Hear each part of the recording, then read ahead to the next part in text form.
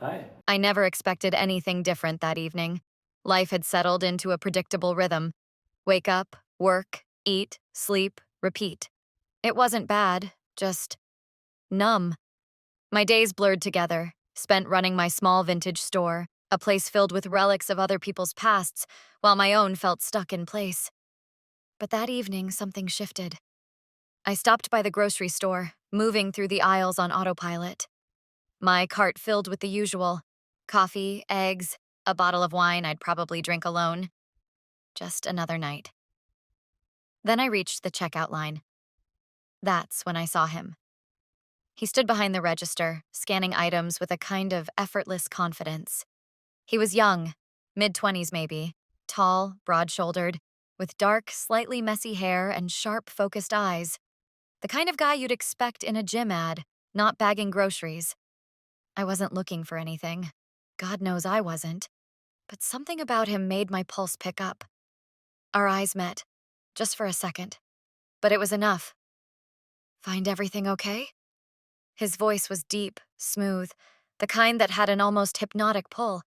I nodded, suddenly too aware of myself. "Yeah, just the usual."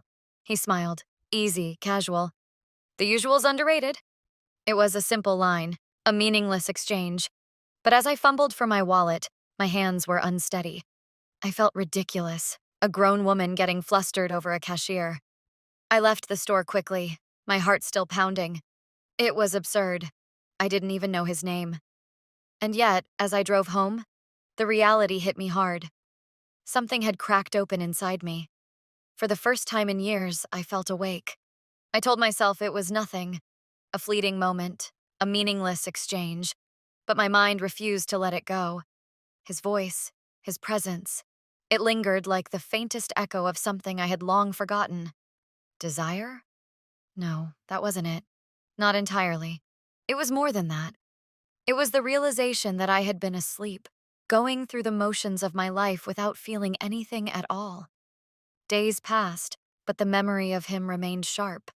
I caught myself staring into space at work, replaying those few seconds at the register. It was ridiculous. I was a grown woman, not some schoolgirl nursing a crush.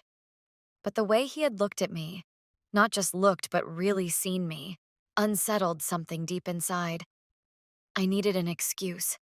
Any excuse. So I went back. Told myself I needed coffee, fruit, something, anything to justify it. My stomach tensed as I walked in, scanning the registers.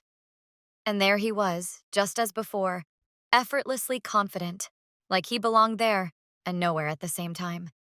This time, when I stepped up to the register, his lips curved into something knowing. "Back for more of the usual?" My breath hitched, but I managed a smirk. "What can I say? I'm a creature of habit." He held my gaze a second too long before scanning my items. My hands trembled slightly as I reached for my wallet. That night, I lay awake, staring at the ceiling. I hadn't felt this alive in years. It happened so naturally, like it was meant to. The rain had started as I left the store, heavy drops smacking against the pavement. I hurried to my car, juggling my groceries, only to find the engine refusing to turn over. Just my luck. Frustrated, I muttered under my breath, trying again. Nothing. Then a shadow moved beside me. Car trouble? I looked up, heart skipping. It was him, standing under the glow of the parking lot lights, hands in his pockets, rain spotting his shirt. I let out a breathy laugh, shaking my head. "Apparently."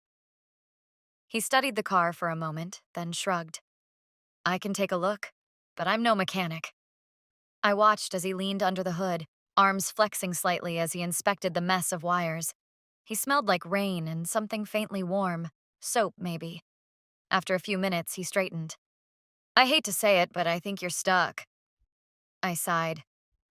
"Figures." Then, before I could overthink it, I said, "You wouldn't happen to be heading my way, would you?" He hesitated, then nodded. "Yeah, I could give you a ride." It should have felt strange getting into a car with someone I barely knew, but it didn't.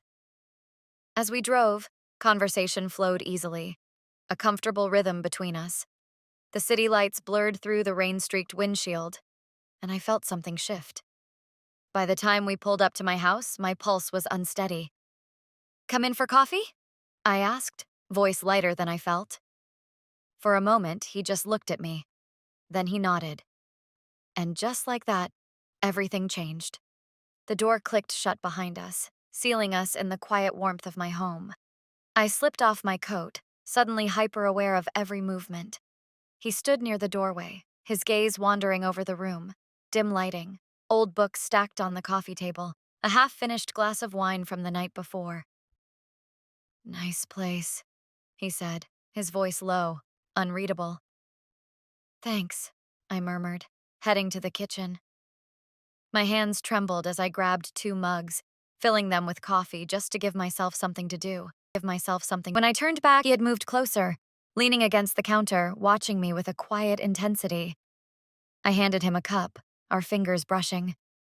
It was nothing, a fleeting touch, but the air between us thickened. We sat on the couch, conversation coming easily, but there was an edge to it, a weight neither of us acknowledged. The unspoken hovered between us, pulling like a tide.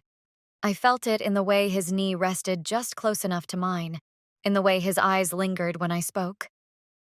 Then it happened. I don't know who moved first. Maybe it didn't matter. But one moment we were sitting there, pretending this was just coffee, just conversation. And the next, that pretense was gone. It was slow, hesitant at first, like we were both waiting for the other to stop, to pull away. But neither of us did.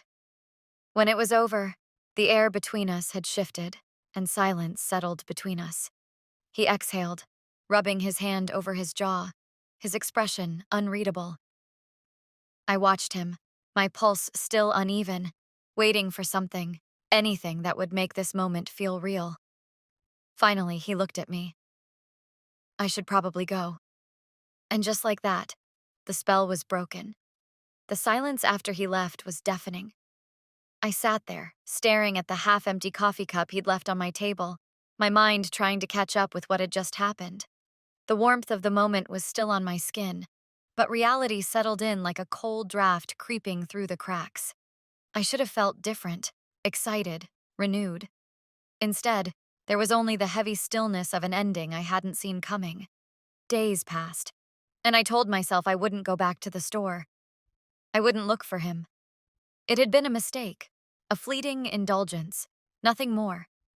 I kept repeating that thought, convincing myself that I had control over it. But then, habit or something else drove me there again. I walked in, heart pounding against my ribs, scanning the registers. The usual hum of the store, the beeping of barcodes, the shuffle of carts. It all felt distant. But he wasn't there. I swallowed down the disappointment and approached the nearest cashier, a young woman with tired eyes. "Hey, the guy who used to work here?"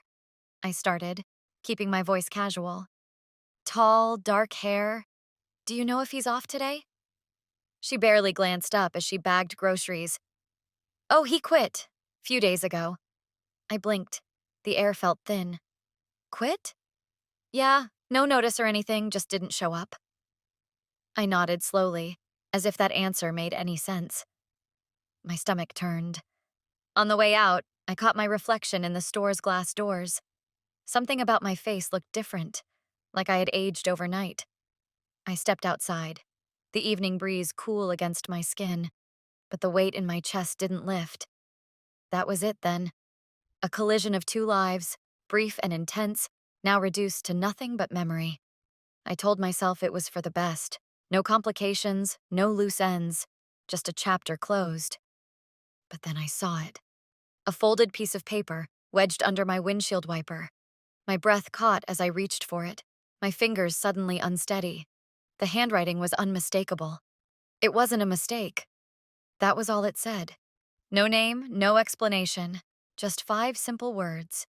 I stood there, the sounds of the parking lot fading around me. My heart pounded, my mind racing through all the possibilities. Was this goodbye? A beginning? A second chance I never expected? For the first time in years, I didn't know what would happen next. And maybe, just maybe, that was the best part of all. Bye.